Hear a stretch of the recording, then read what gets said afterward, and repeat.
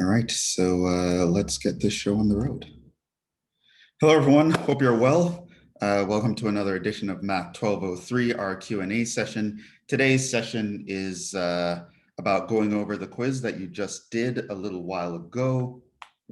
Having to get everything set up again. Yeah, so it's like. All right, so let's actually jump into this. Let me share my screen. Okay, I think that's working.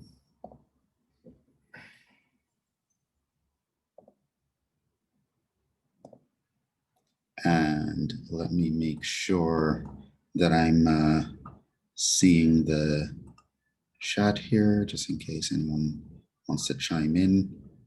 Okay, all right, so I think we're good to go. So let's actually jump into it. So had some technical difficulties, as I mentioned. So I'm not going to do this like last time where I put up a poll and stuff. I'm just going to go through. I'm going to do the quiz and you can stop me if you have questions or anything of that sort. So I'll just run through the quiz just to make sure that, you know, with all the delays that we've had, we can get through everything by the time class is supposed to end. So we'll just, I'll just run through this. So that's how we're going to do this. Okay. All right. But of course, you can audibly chime in or post in the chat if you have any questions, and I will deal with them as they come up. I will pause a few moments after I do each problem just to see if anyone wants to chime in with a question. And if not, I'll just assume everything is okay and I'll move on.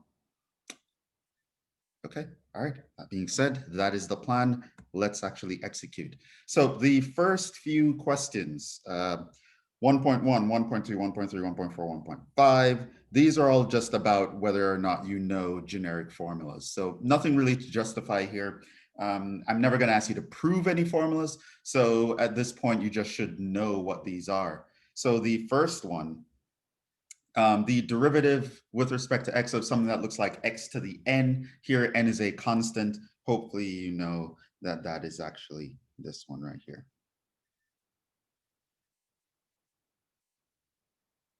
Okay, moving on. To differentiate something that looks like e to the u. So e is a number, and e to the u is just an exponential function where the u can essentially be anything, could be a constant, could be some other function, but we're differentiating with respect to x, and that is going to be u prime e to the u. So that's what you should have gotten there.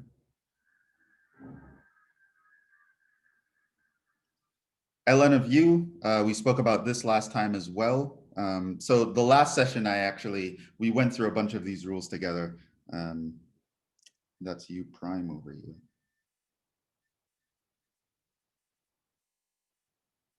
ddx of a to the u. Here, a is a constant. It could be e, it could be something else, but in any case, that is going to be the derivative here. The derivative of a to the u is u prime a to the u ln a. You can also notice that if a is the number e, ln of e is 1, so this collapses into the old definition. So e is just a special case of this general formula. However, e is the most important special case. E to the x is the most important function.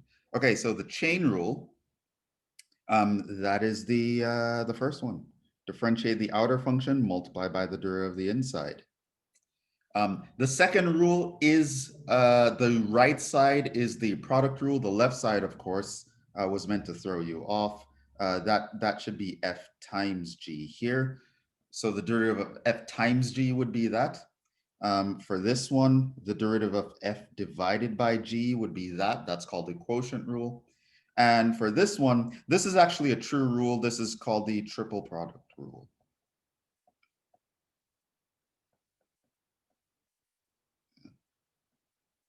Right, which you don't really have to know by heart, but that's just something that's nice about the product rule. If you have more than two things, the product rule generalizes very naturally. Notice that for two things, the derivative of f and g, it's f prime times g plus f times g prime.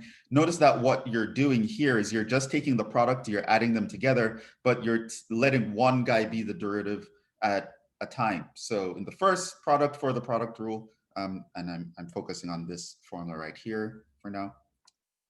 You'll notice that the f gets to be the one that gets differentiated, and then plus now the g gets to be the one that gets differentiated. Turns out if you start adding more functions, the same kind of pattern happens. So in the last one, now I'm talking about this guy right here. In the first case, the f gets to be differentiated, then the second case, the g gets to be differentiated, then the third case, the h gets to be differentiated, and then you add these guys all together. So that's like applying the product rule to a triple, right? Of course, if you had four things, f, g, h, I, then it would be f prime ghi plus f g prime hi plus f g h prime I plus f g h I prime, right? So you can actually generalize the product rule pretty readily here. Don't think there's going to be too much reason for you to use that, but I just thought it would be something cool, so I just included it. All right. So in 2.1, okay, so problem 2 had 2 sections. I gave you a graph, and then I asked you to look at the graph of the derivative, also something that we practiced in our review session. Okay, now there are a couple ways to actually go about this. One is that you can notice that this is a quadratic.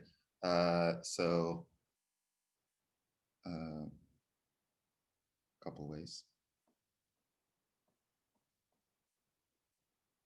One, note f is a quadratic,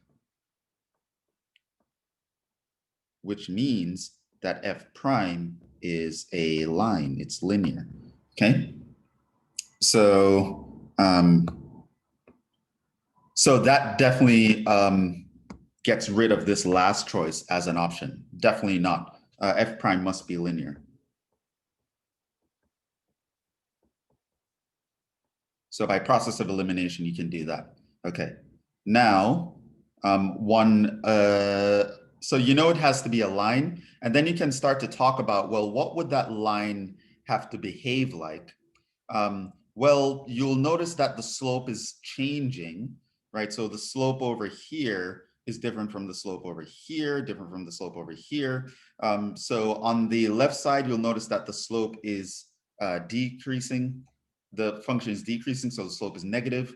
It hits 0 here, and then it's a positive number here. So what you can take away from that is that the slope is getting larger and larger. In other words, the slope as a measurement is increasing. So if it is a line, it has to be a line with positive slope because it keeps getting bigger and bigger and bigger. And so that automatically eliminates everyone except the first choice, except the second choice. So that's that guy. So f prime would be a positively sloped line since the slope of f is increasing and linear. Okay. Another way to do it is to actually be more specific. And you can actually recognize it's a quadratic, actually figure out what the quadratic is.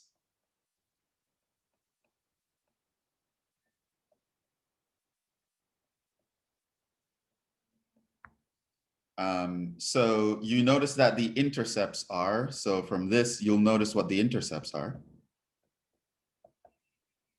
They occur at x equals 0 and x equals 1, which means that your quadratic should look something like x minus 0 times x minus 1 with potentially some constant over here.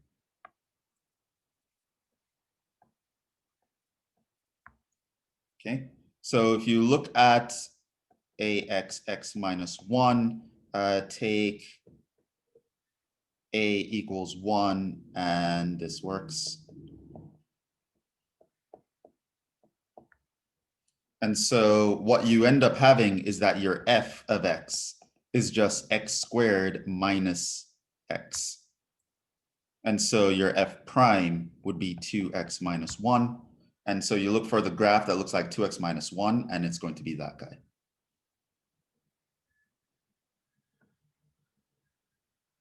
Right, so a couple ways you could do that. The first way is probably faster. It doesn't require any calculations. Just realize, hey, this guy's a quadratic, so the derivative must be a line, and it will be a line of positive slope because the slope is increasing over time. So we want the slope of the line to be positive. If we're an upside down parabola, then the slope would be decreasing over time because you'd start out positive, it'll hit 0, then it'll go negative. So you realize the slope is actually getting smaller and smaller and smaller. So if I drew it as a line, the line would be going down. Okay, so that's what you would do here. For this one, again, the same two methods.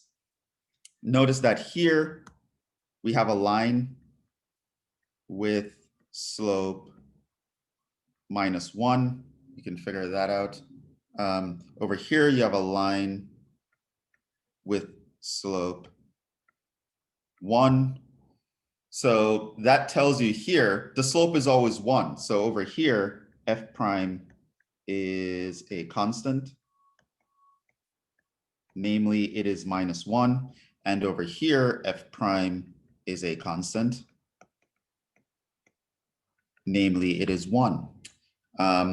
And so that immediately gives you this as the answer, right?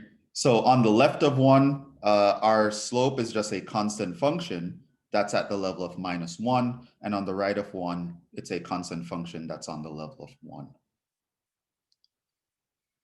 And the second thing is, of course, to kind of recognize that this was an absolute value. It's a V-shaped thing. So 1, look at the slope. Which is the more general way to approach this. 2, recognize this was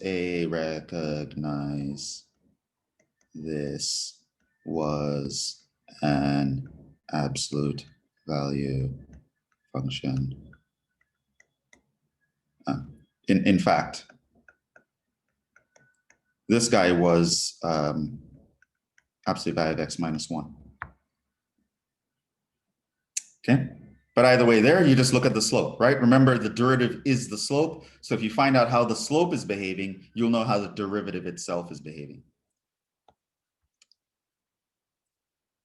Oh, okay, those are other options. Moving on to question 3. So here, it simply asked you to figure out how is the derivative behaving at point A. So now again, noticing that derivative just means slope. Notice that if I were to draw a tangent line at point A, which is possible,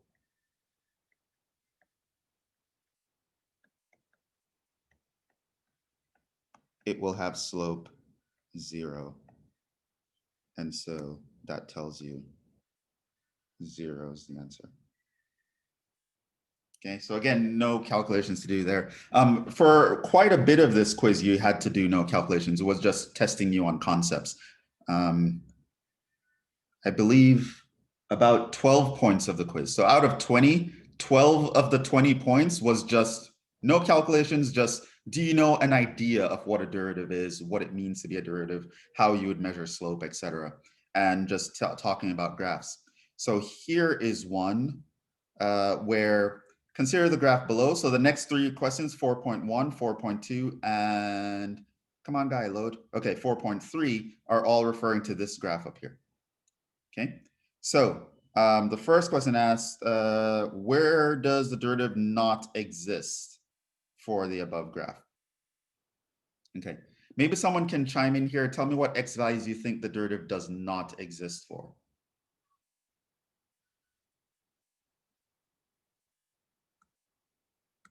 Just make sure that you guys are actually following and you're not falling asleep. Yeah. I put x is equal to -1 because there's a cusp present. Yeah. And x is equal to +1 because the function is discontinuous there. Right, there's a gap. Yeah. And actually, x equals 3 is actually borderline, right? So x equals 3, it looks like it could be a vertical tangent there, and in fact it is, but I wouldn't expect you to be able to tell that from the picture, honestly. So I didn't even include x equals 3 as an option because I can see arguments on both sides. So it wasn't even an option here. But clearly -1 and 1 definitely fall into this. So out of the given values, -1 and 1 are clearly winners. So here we had a sharp corner.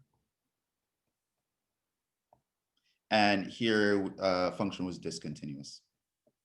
Professor, I have a question. Yes.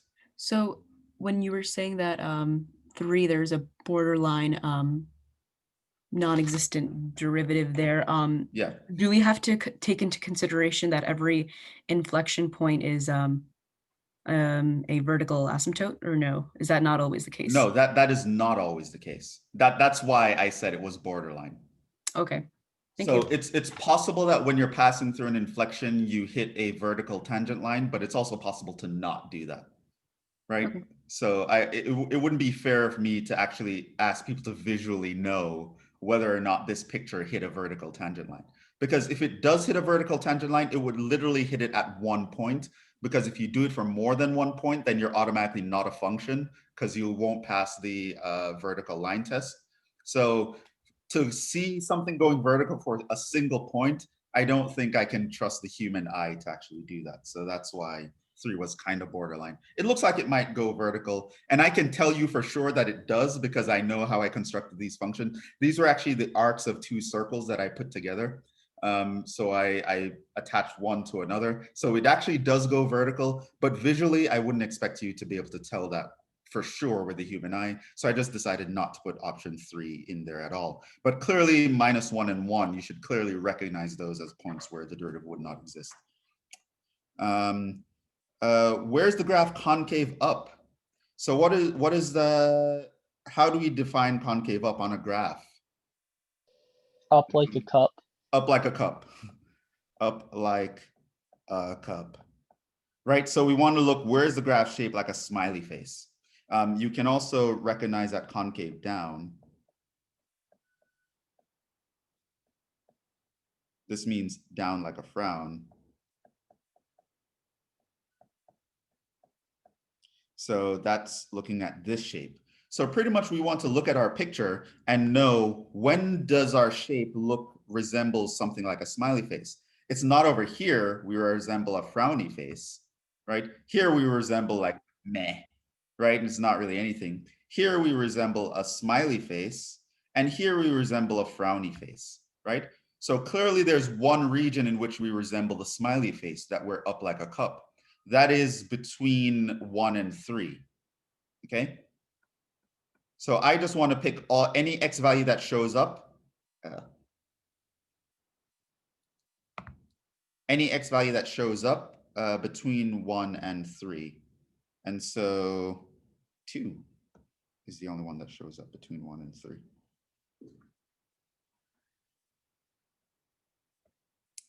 X values for which the graph has an inflection. Can anyone tell me where an inflection happens? X equals 3.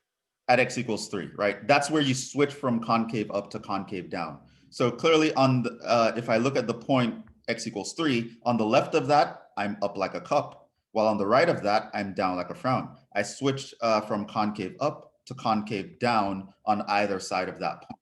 Now, it is not completely clear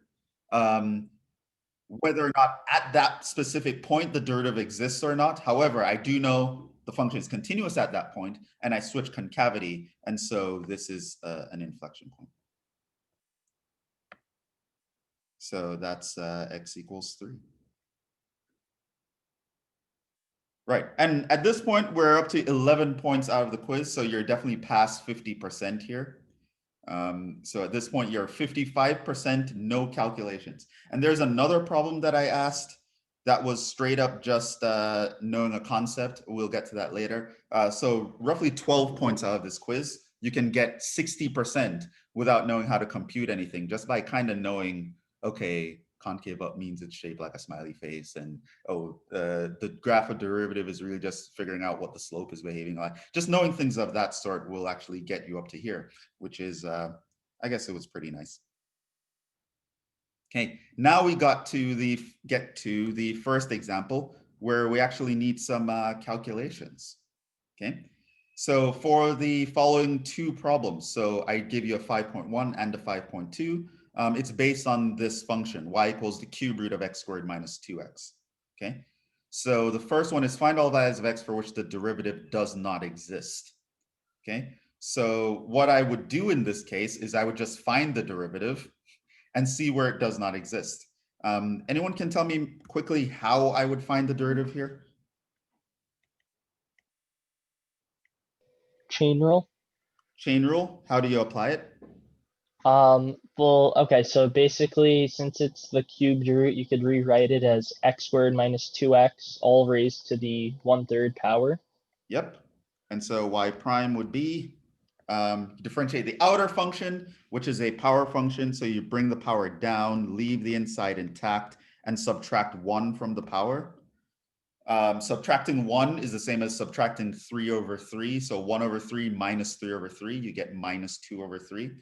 And then you have to multiply by the derivative of the inside. Hold on.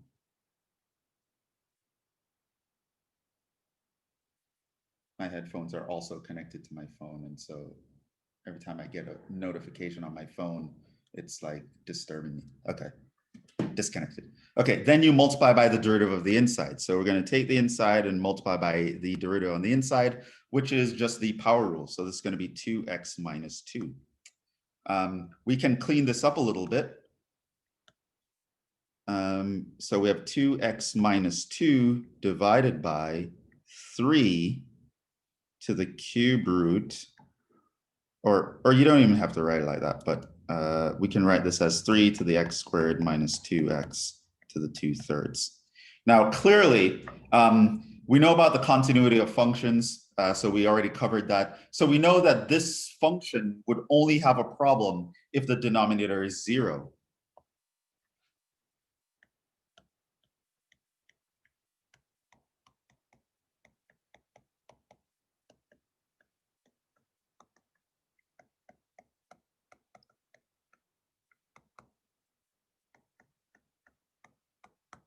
So this means I just want x squared minus 2x to be 0, which means x times x minus 2 to be 0, which means x equals 0 or x equals 2. Y prime does not exist here. And so I go up, and hopefully that is an answer choice. 0 and 2, yes, it's there. It's this option right here.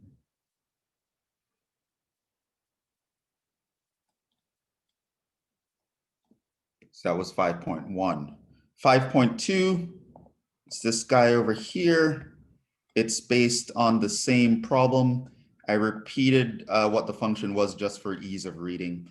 But here it says find all values for where there's a horizontal tangent line. So we saw our y prime was equal to 2x minus 2 over 3 times x squared minus 2x to the 2/3. For horizontal tangent line, what do we need?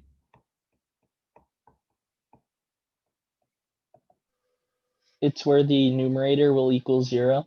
Right. In general, it's where the derivative equals 0. And so this means the numerator of a function of the fraction equals 0. And of course, denominator not 0 at the same time.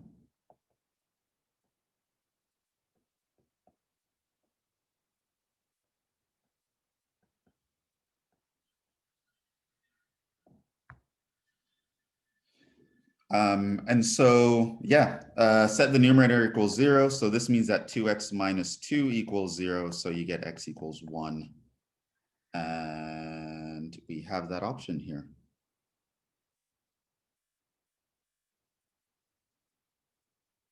Okay, there we go.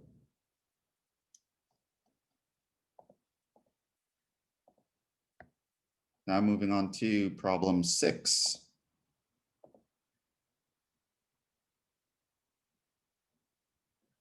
Okay, so the derivative with respect to x of this guy right here. Okay, so now we know that the derivative of the sum is the sum of the derivatives. So we can just differentiate each of these guys individually. So y equals x cubed plus ln of 5x minus 2 to the x. And so this means that y prime would be equal to, how do I differentiate the x cubed? 3x squared. Right, so that's 3x squared. That is by the power rule. What is the derivative of ln of 5x?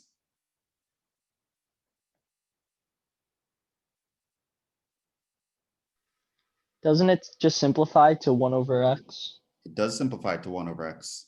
And that rule is the d dx of ln of u is u prime over u. So I put the derivative of 5x, which is 5, divided by 5x. The 5's cancel. And the minus the 2 to the x was derivative. 2 to the x ln of 2. Right. And that's just coming from another formula that we would have memorized. This is a to the x. This is a to the x ln a. So you just apply these rules individually. And does anything look like that?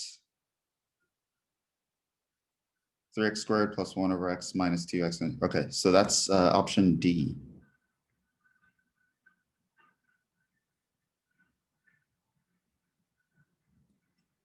That was problem 6. Just knowing the rules and applying them in a straightforward manner. Question 7. So these were a little bit more complicated in the sense that you have to, the rule doesn't apply directly.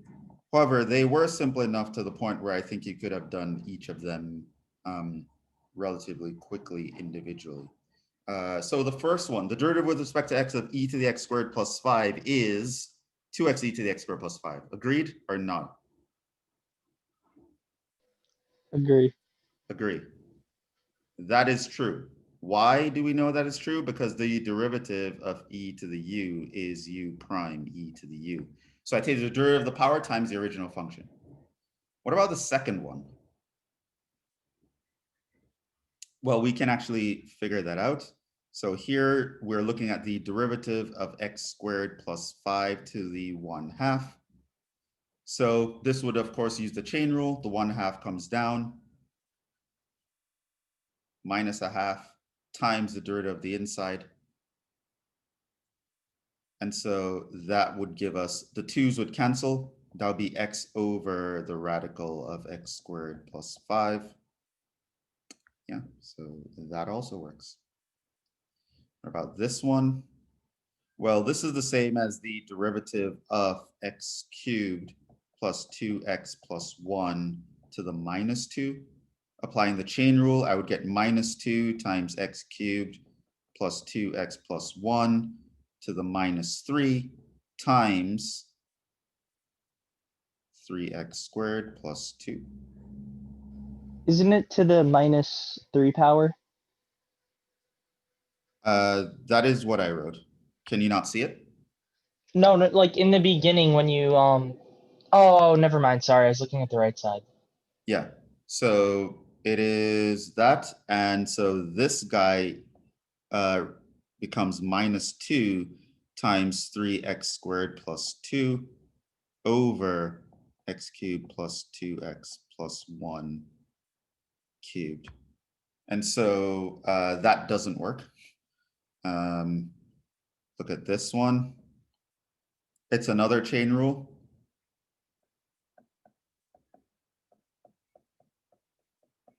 Chain rule was a super important rule.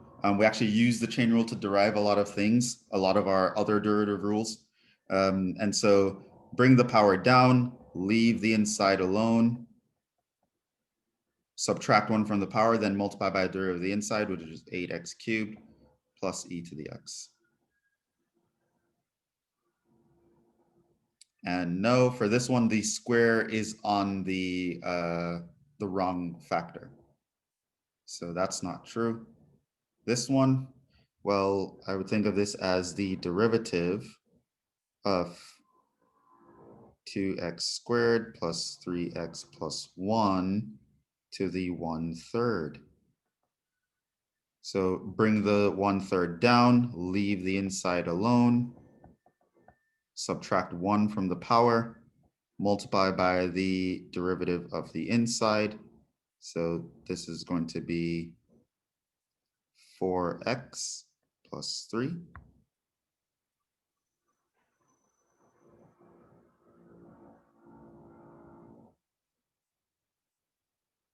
Right? And so now we would end up with 4x plus 3 on top. And then I would have 3 on the bottom and 2x squared plus 3x plus 1 to the 2/3, which is not that. So that's the only one. So those two are the only ones. So not true, not true, not true, not true.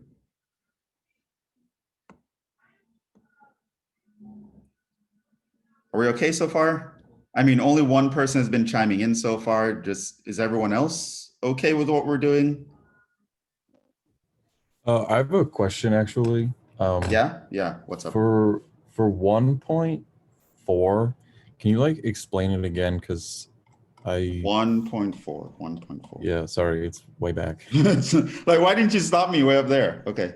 Yes. I know. Sorry, my bad. This one? Yes. I thought it was none of the above because you have d dx and then there's no x in your, well, like whatever you call that. So, like, can you like explain why? Okay. So what did it's- you think the answer would be? Like 0, but I'm not quite sure. Right. So let me ask, why did you think it's 0? Because, well, like you have d dx and then it's hold on, let me look at it. And there are no x's in it, right? Yeah. So you thought of a to the u as a constant, right? Yeah. Right. So that's how you got to that answer. However, do you know for sure that a to the u is a constant? It says a is a positive constant. Right. A is a constant. What is a to the u? Right. So you don't know. Like, so your answer you got to because you made an assumption that u was Right. also a constant, which it doesn't have to be. U could be anything, right? So u was not specified. Could be constant, could be something else.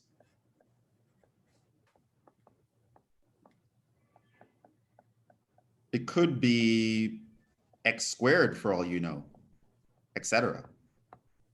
Right? So if your u is a function of x, you won't get 0. However, what you would realize is that this will work in all contexts.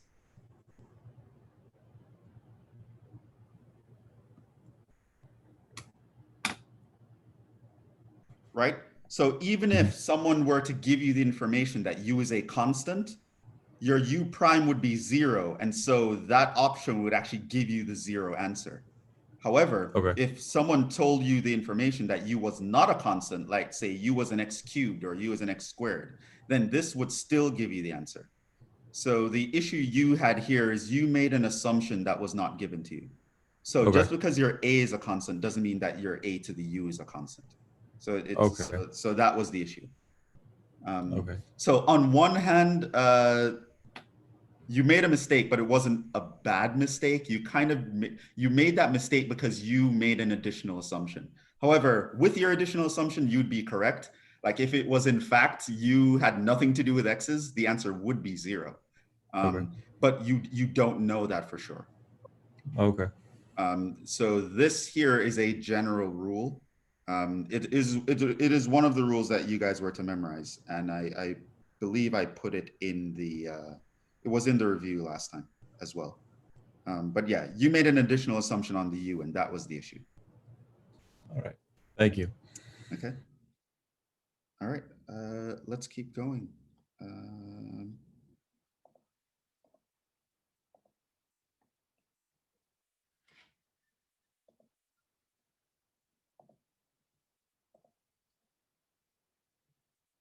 All right, derivative of this monstrosity. Also a kind of problem that we spoke about in the review session. How did you guys go about it? There is an easy way, and then there is a nightmare way. And hopefully no one went the nightmare way. Because if you went the nightmare way, on top of doing it the nightmare way, you had to simplify to get one of these answer choices. So it'll be like double, maybe quadruple the work that you'd have to do, unless you actually did it a nice way. Does anyone think they know the nice way to do this? Break it apart using logarithm rules. Yeah. So if our y, let me put this in. If our y was the ln of the cube root of x plus 1 over x to the 5th e to the 3x. All right, how do you break it up? So you say that the term is raised to the 1/3 power, and you can move the 1/3 in front of the ln.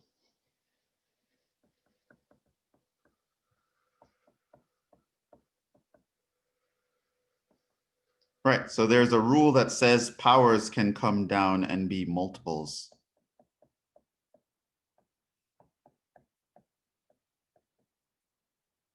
Okay, what else can we do? And then you could apply the rule of ln of a over b is ln of a minus ln of b. So you can make it 1/3 parentheses ln of x plus 1 to the 7th minus ln of x to the 5th e to the 3x. Right. And here you're using since ln of a over b is equal to ln of a minus ln of b. And we're thinking of this as the a and that as the b. And yeah, here we would apply the fact that ln of something to a power is just that power times ln of the something. Okay, so now we're here. What else can we do?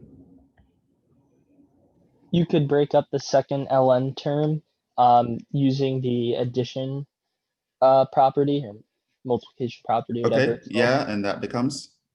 minus ln of x to the 5th plus ln of e to the 3x. And I put it in parentheses. Right, you also need parentheses. And let me just make a note of that. Note the parentheses.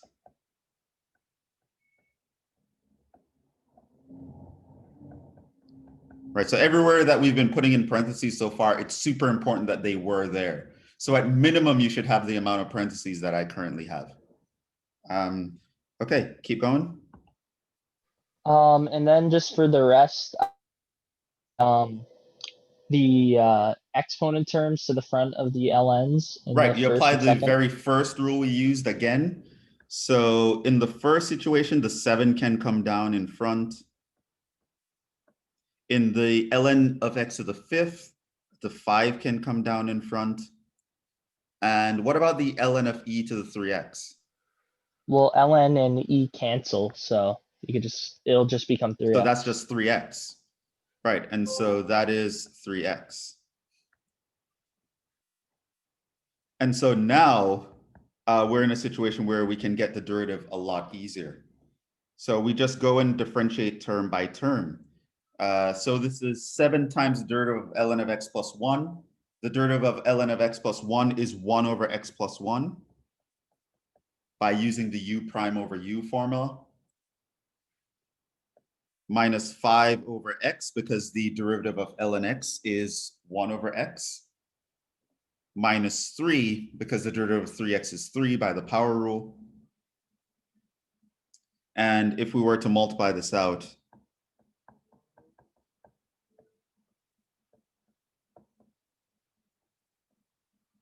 we would get that as the answer. And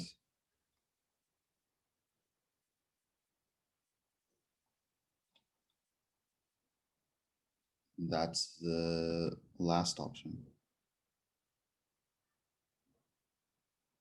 All right, so that was the answer. Now, if you did not apply the log rules, then you would have to do u prime over u, which means you'd have to differentiate this thing and then put it on top of that thing, which is going to include using the chain rule with the quotient rule inside of it.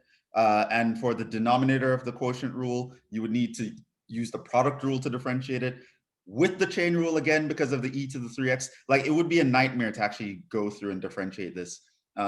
If you don't make a mistake, it will just take a really long time to actually get everything correct. And then dividing by that thing and then simplifying everything to get to one of these answers, it would have just been too much. So yeah, the key to this problem was to first use the log rules to break it down.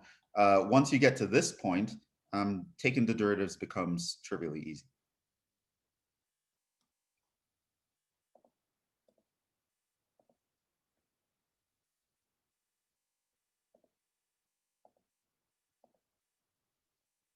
So in this problem here, we wanted to find the second derivative. Now, second derivative is just as it says. It just means the derivative of the derivative. You find the derivative once, that's called the first derivative. Find the derivative of the derivative, that's called the second derivative, and etc. So this just means you find the derivative twice, right? So you find the derivative, and then you find the derivative of the answer. So here, if y is equal to this, then of course, one thing I would do is first simplify that. And so now what I can do is I can take the derivative. This is 1/2 times u prime over u.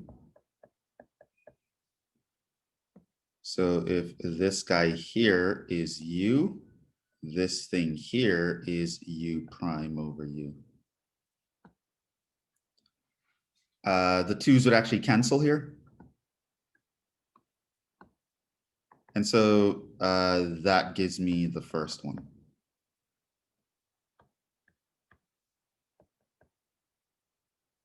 Now, if I want to find y double prime, this is the second derivative. How do I find the derivative of x over x squared plus 1? Quotient rule. Quotient rule, right? So here, this I can think of it as f over g. And then I know that the derivative of f over g is f prime g minus fg prime over g squared. So that's what I'm going to do here. So the derivative of the x times the g minus, leave the f, differentiate the g all over the g squared, right? So this here is f prime, this is g, this is f, this is g prime, and the denominator here is g squared. And at this point, we'll just clean up a little bit. So expanding that 1, we get x squared plus 1 minus x times 2x is 2x squared. And so now I have the x combined like terms. X squared minus 2x squared is just minus x squared. So on top I have 1 minus x squared. And on the bottom, I have that. And that is the second derivative. This is AKA d squared y dx squared.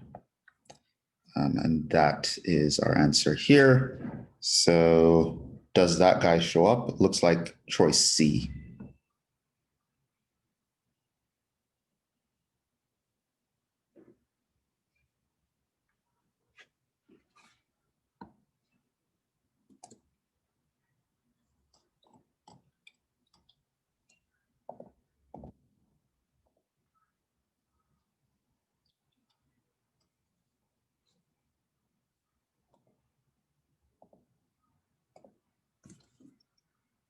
Okay, let me check on time. Okay, we got a good 20 minutes left. So we're fine on time. All right. Okay, so question, how do we know where something is concave down? So we know how to tell this from the graph. Concave down means down like a frown, shapes like a frowny face. However, if I give you a formula, how would we tell? You have to take the second derivative and do the concavity test. Right, and what tells you that it's concave down?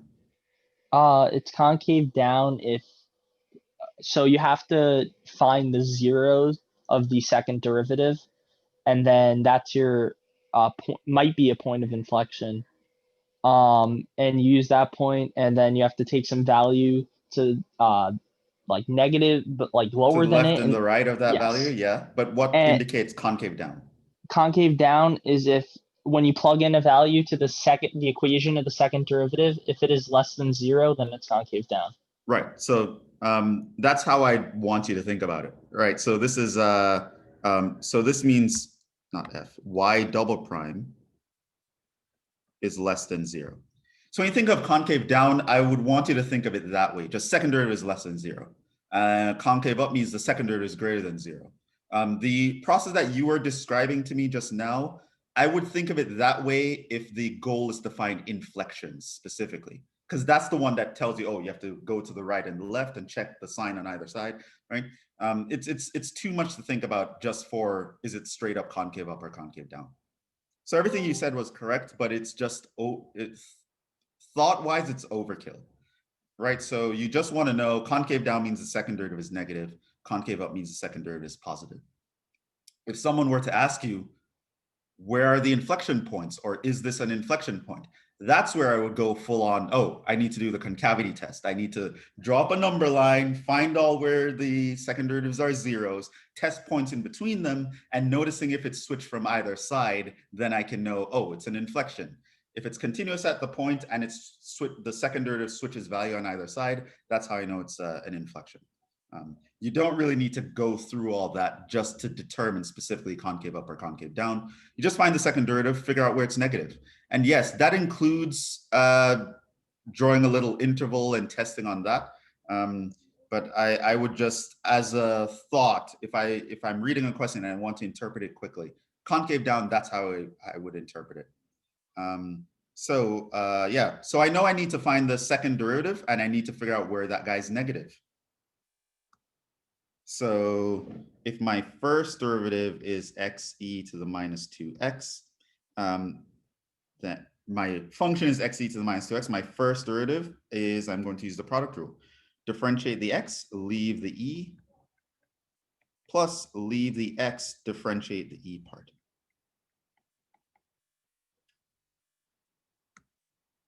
Product rule.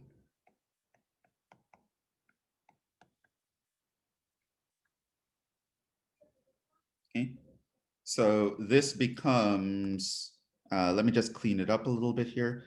E to the minus 2x minus 2x e to the minus 2x. Or I can write this as 1 minus 2x e to the minus 2x.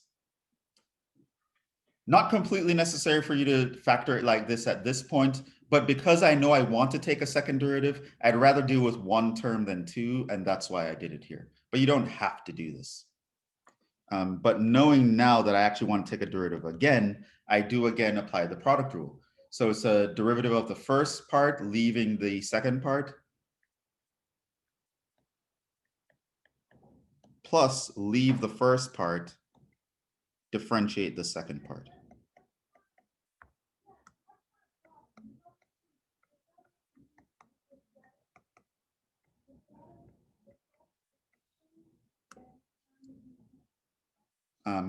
Now I can clean up again, I guess. I can factor out a common. Someone got dropped and came back in. Okay, I can factor out a common minus 2e to the minus 2x. That will leave me with 1 plus 1 minus 2x.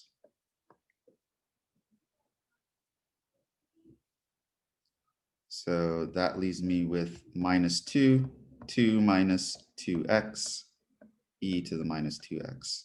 And here I just, minus 2 e to the minus 2x is a common term.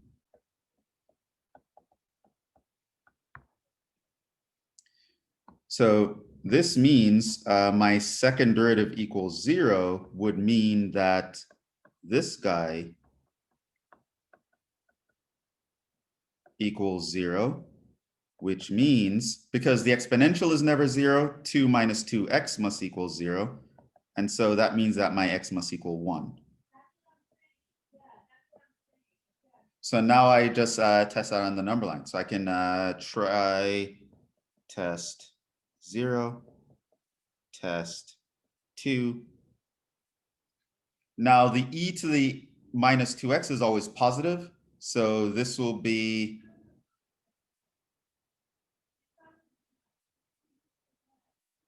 negative times positive times positive. So the negative comes from the -2. The positive comes from the 2 minus 2x. And the positive comes from the e to the minus 2x. Okay. Now, if I test 2, if I would get here a negative for the -2. Plugging in 2 into 2 minus 2x would give me a negative. And plugging in 2 into e to the minus 2x will give me a positive. The exponential is always going to give me a positive. So what I realize here is in the first scenario, I have a negative on this side. And in the second scenario, I actually have a positive on this side. So 1 is in fact an inflection point, but we don't actually care about that. I just care where it is negative. So this tells me here, concave down. So for everything less than 1.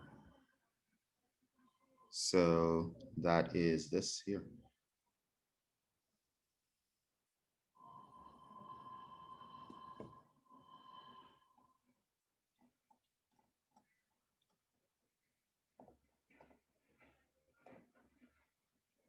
Here's another quick concept check before I ask you the problem on implicit differentiation. Why does implicit differentiation work? What main rule do we utilize?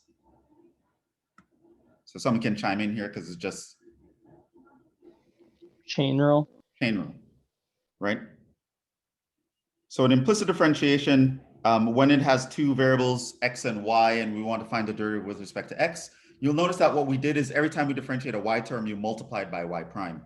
And the reason we did that was because of the chain rule, because your y is thought of as an inside function. So you have to multiply by the derivative of the inside, which is y prime. And that's why it actually works. So that's just something you had to know, no calculations here. So that's the 12th point that you could have gotten without actually knowing any of these calculations that we've been doing so far.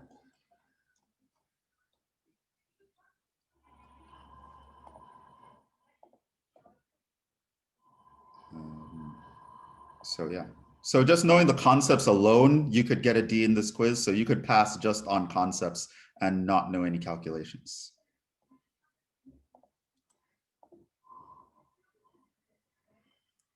Okay, and here now is where I test your ability to actually apply implicit differentiation.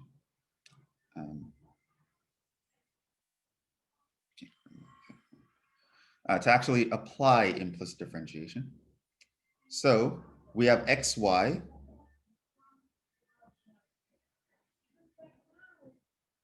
is equal to 2x plus y. Now we want to find dy dx, y prime. Maybe someone can talk me through how to do this.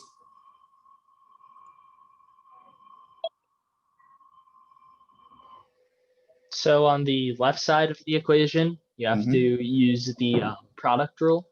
Yep.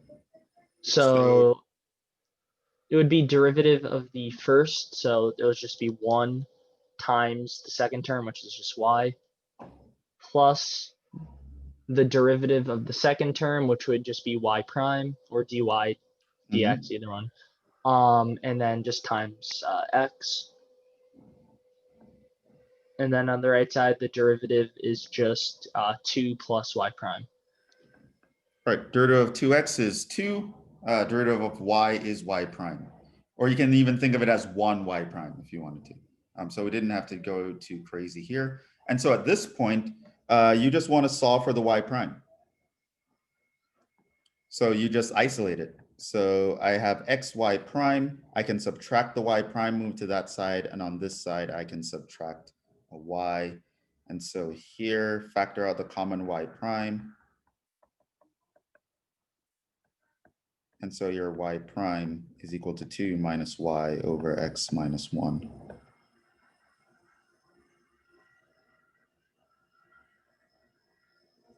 And that is choice C.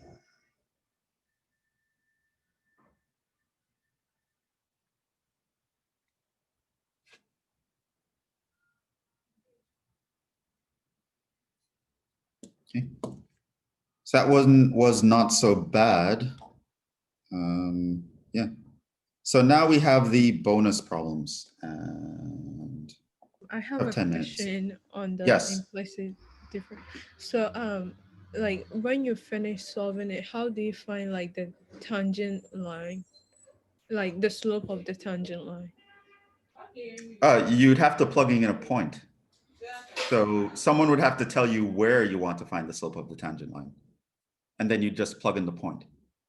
Which in fact, the bonus problem actually required you to do that. So maybe I can just actually run through the bonus problem and I would answer your question. Now the bonus problem involved you doing an implicit differentiation that was slightly harder, but concept-wise, it's the same. So this was the optional bonus problem. So here we had an implicitly defined function. Notice that 2, 1 is on the graph, which means if I plug in x equals 2 and y equals 1, this equation is true. And so now someone asks, how do you find the equation of the tangent line, which involves finding the slope of the tangent line, which is what you were asking me about. So I can show you how you would do that just by going through this problem. So we would start with the function, and we'd, of course, to find the tangent line, we need to find the derivative, y prime. So xy to the 9th minus 2x cubed y equals 4 minus 9x.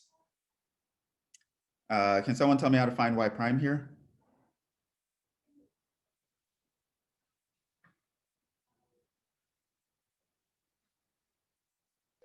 Product rule. So in the first one, the derivative of x is 1, leave the y to the 9th, plus leave the x, differentiate the y to the 9th, and we get that, right?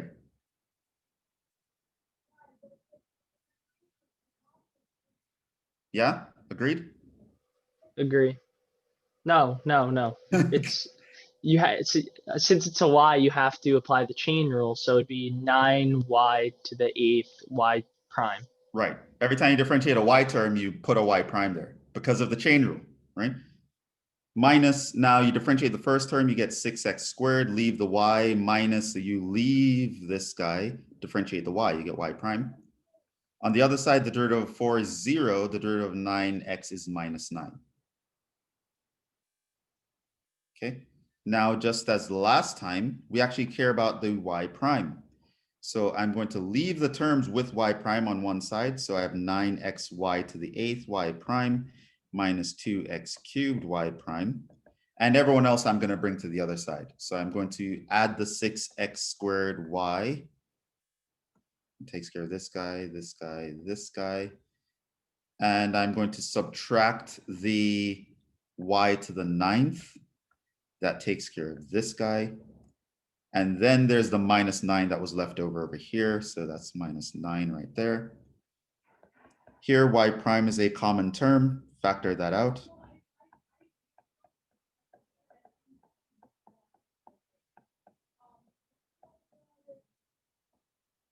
And then I divide by the coefficient of the y prime.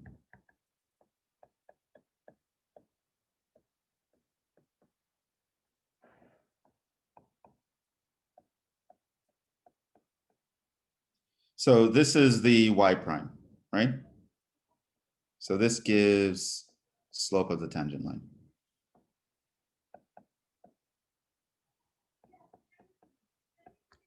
And so now we're in the position where we can answer the question. I don't know who asked it, but the question was asked. Okay, so now that I have this formula, how do I find the slope of the tangent line? Well, it all depends on the point that you are concerned about. Here, we want to find the slope of the tangent line at the point 2, 1. Notice this actually just means x equals 2, y equals 1. So to find m, I'm just going to plug in. So to get m for our tangent line, plug in the point of consideration. So you're going to plug in the x equals 2, y equals 1. So this means that your y prime, this means that your m, which is just y prime evaluated at 2, 1, is going to be 6 times 2 squared times 1 minus 1 to the 9th minus 9 over 9 times 2 times 1 to the 8th minus 2 times 2 cubed. So 6 times 2 squared, that's 24 minus 10. 9 times 2 is 18. 2 times 8 is 16. So that's 14 over 2, so that's 7. And we know the point x1, y1 is 2, 1. Yeah. And so Sure. using y minus y1 equals m x minus x1, we can get to the line.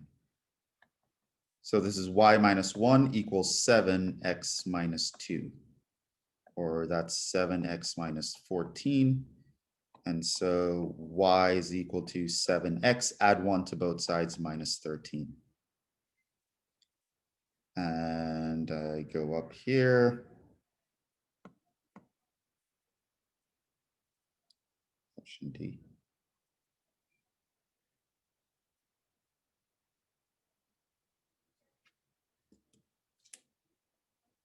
It's that one.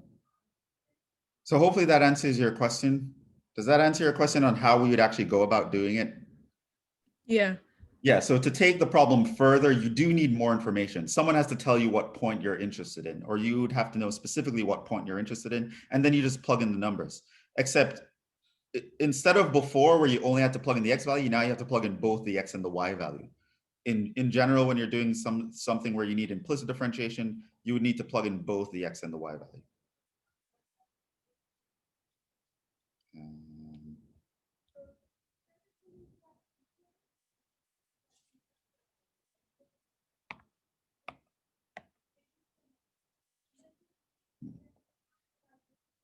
Hold on, give me a second here.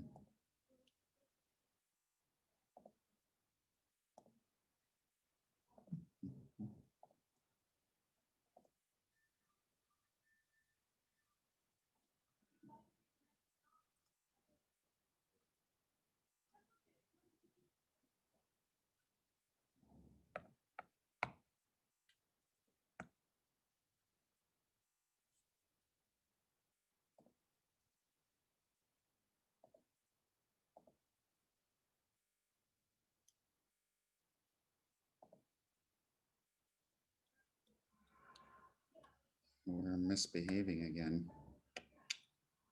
This happened after the update this morning.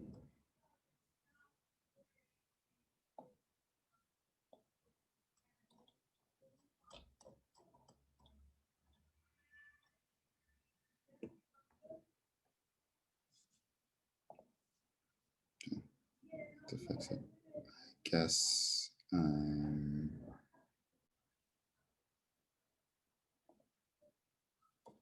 I guess I could switch here, and then maybe what I'll do is just actually stop the video and share from this other screen.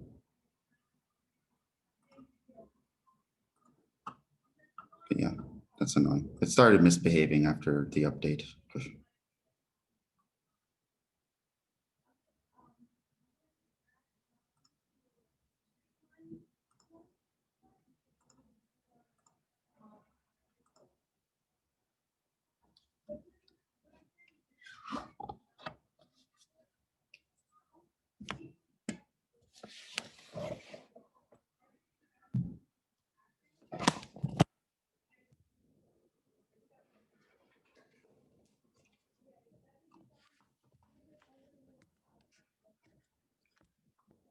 So hopefully you guys are actually seeing the screen again. Let's see if it works on this one.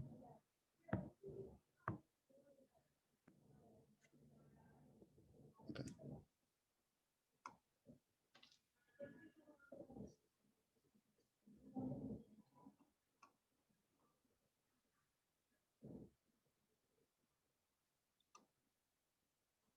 And the other ones.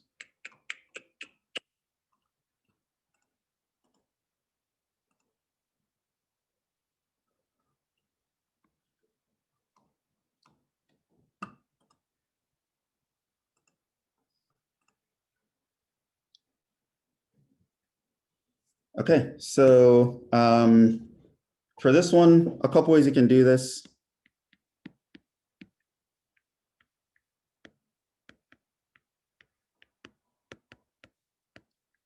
We'll use the shorter method. So technically at this point, this is a bonus, so you're not expected to know this at this point, but you can, eventually you watch a few lectures down and you'll actually see us doing this. So we'll do it the shorter way. Which is to actually just rewrite using the exponential. So it's e to the 2x.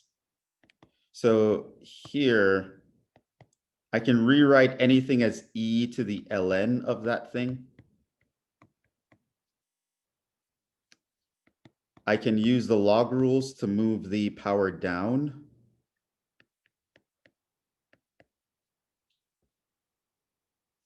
So here, rewrite using the fact that I know e to the ln of something is just the thing. Then here, rewrite using the fact that if I have ln of something to a power, I can bring the power down in front. And at this point, I can differentiate using the rule that I differentiate the power, multiply by the original function. So I'm going to apply the derivative of e to anything is the derivative of the thing times the original function. The derivative of the power, I would use the product rule. So differentiate the 2x, leave the ln, plus leave the 2x, differentiate the ln. That guy can be cleaned up to ln x plus 2. And then this guy was just the original function that I can now rewrite.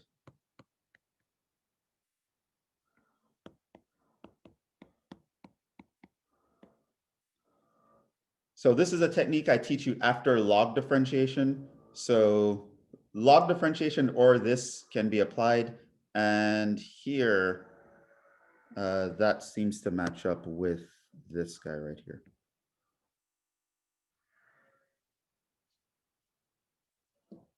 But yeah, there's going to be a lecture where we actually do this. So at this point, if you don't know what's going on, it's fine. There are some other lectures.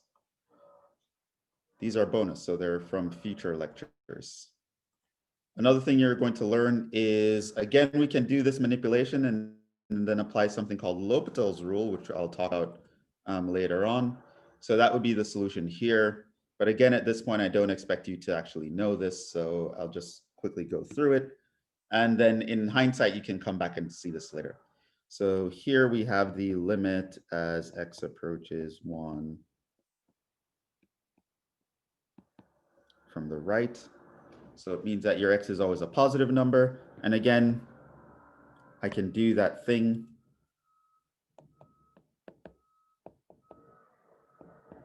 where I rewrite this as e to the ln of that thing.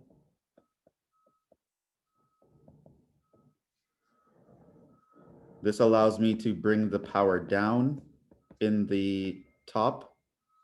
So it now becomes ln x over x minus 1. And we know that limits pass through continuous functions, so I can actually move the limit to the power.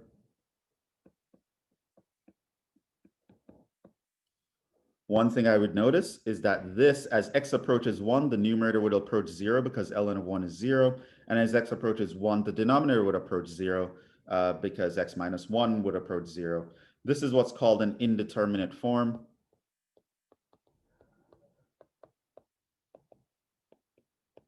Again, you'll see in future lectures what that is. And one way to deal with an indeterminate form of this type is to apply something called L'Hopital's rule, which you indicate by writing this over your equation. And basically, the limit, if it exists, is going to be the limit of the derivatives. So I differentiate the ln and differentiate the x minus 1. And so now this just goes to e to the 1. The answer is e. And so I go back up here. Turns out E is the answer.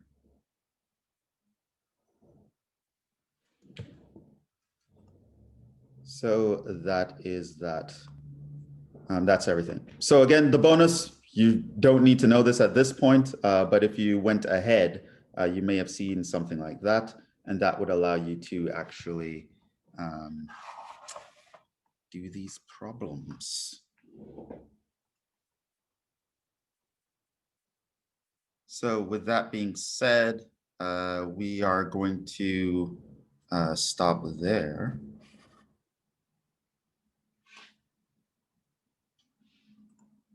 And hold on.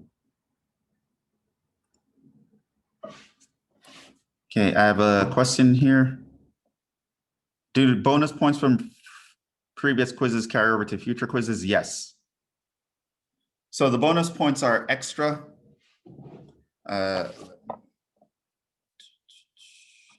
Think of this. I'm not going to write anything else at this point. Okay, yeah. So yeah, the bonus points are extra. So how those work is if you get over 100 on any quiz because of the bonus, what I can do is those points that you have 100, they're now free floating points that I can add to quizzes in the future. So bonus points for quizzes can be added to other quizzes. So let's say I give you 2 quizzes where each is out of 10 points. And you get like 2 bonus points on the first quiz, so you get 12 out of 10.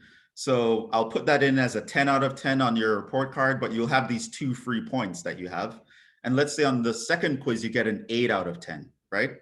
Then at the end of the semester, what I would do is I would take those 2 free points, I will add it to the 8 out of 10. And so now it will be as if you got 2 10 out of 10s. Right, so the bonus points can reward. They're this extra dividend that will be paid to you towards the end of the semester. So just as a reward for you going ahead in at any time. Yeah, so that's how those guys work. So they don't really count for the current quiz. So your current quiz is out of 20 points with 3 extra bonus points. So technically you could have gotten 23 points out of this quiz, but really it's only a quiz out of 20. If you get anything above that, then these are points that I can use to add to quizzes that you didn't do so hot later on down the road. Any other questions?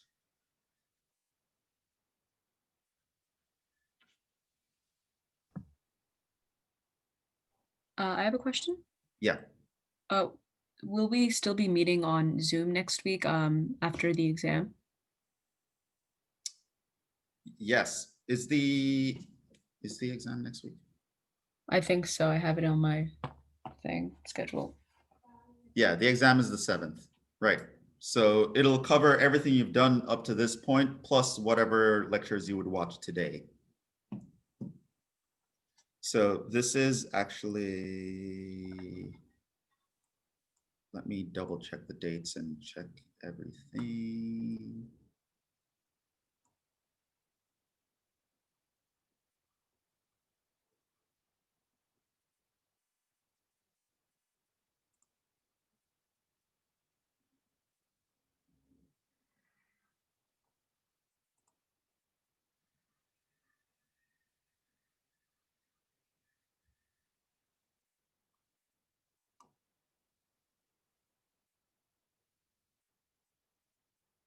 So yes, test 1 is the 7th, yes. So yeah, so we would have test 1 and then we'd have a Zoom after where I would go over test 1. Although, I mean, I don't know if I could get through all of test 1 in that session, but whatever we don't cover, we can pick up in the next session. So after our test 1, we don't meet for another 2 weeks, it seems.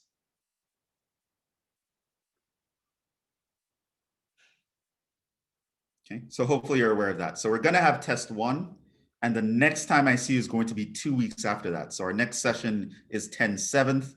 That covers test 1, which is everything up to lecture 17. The next meeting I have with you is on the 21st.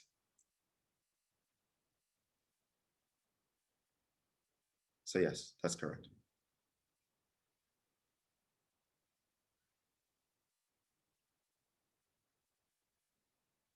And I'll give you more information on the test, the format, how it's going to look, things of that sort,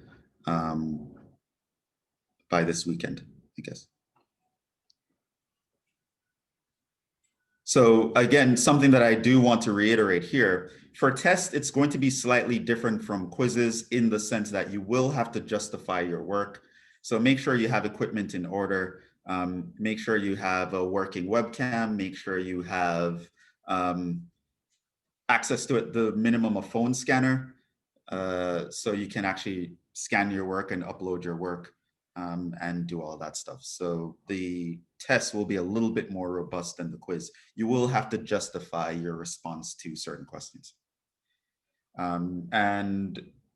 Otherwise, what's different on a test versus a quiz is I won't just ask you straight up complete the rule question. So that's out, right? So with quizzes, I can do that. Oh, just tell me what the rule is. How do you differentiate x to the n? Just regurgitate the rule. Like I don't ask test questions like that on tests.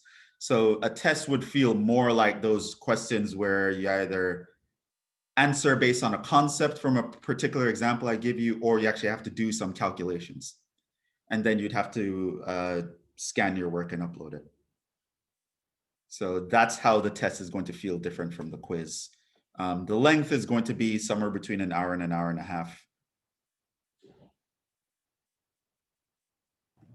Are the exam questions partial credit? Yeah, and that's why you have to upload your work, right? So you will be able to get partial credit. So again, that's something that you don't have on quizzes, but on the test, I think it's beneficial to actually assign partial credit. So that's why I would I would have you justify your work. So if you go through something and you made a little mistake here, and that problem was worth 5 points, maybe I'll give you 4 out of the 5 points, etc. Whereas with quizzes, you don't have that luxury. So yes, partial credit will be given on tests, which is why you have to upload your work. And if you don't upload your work, then you get no credit, essentially. Other questions?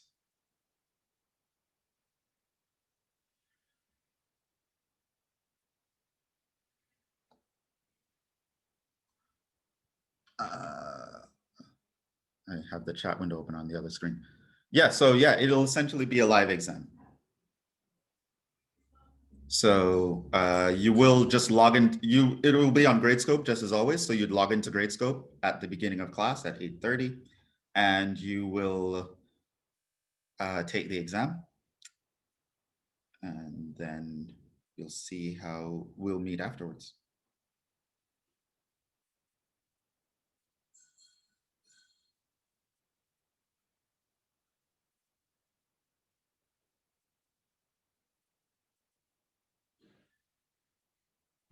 Wait, so you said we have to have access to a camera, so it's not going to be like the quizzes, where we could kind of just take it like between a certain time, or we have to start it at a certain time and it's gonna be like live kind of. Yeah, it'll essentially be live. You think of it as live, but you will have to be able to take a picture of your phone, maybe take a video response to a question, something of that sort. So if you have a smartphone, that should take care of the scanning and video capabilities that you will need.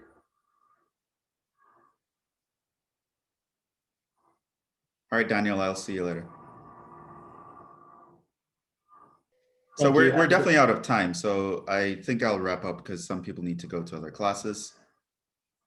But if you have any other questions about the test, you can shoot me an email. I will also send you guys more information, how to prepare for it, more about what the format's going to look like, more about what you'd have to be able to do specifically, how I'd ask you to scan and upload your work, things of that sort. I will give you more information on that during the week. Any other questions you have, just email me because I should be letting you guys out now. Yeah. Where can you find the recording of the class? If you go to the class webpage, there's a link to the YouTube playlist for this class, for our Q&A sessions. So it's on the website. Okay, all right. We will stop there. So thank you for joining. Thank you for your attention. We will wrap that up and I will see you guys in the next one. Ciao.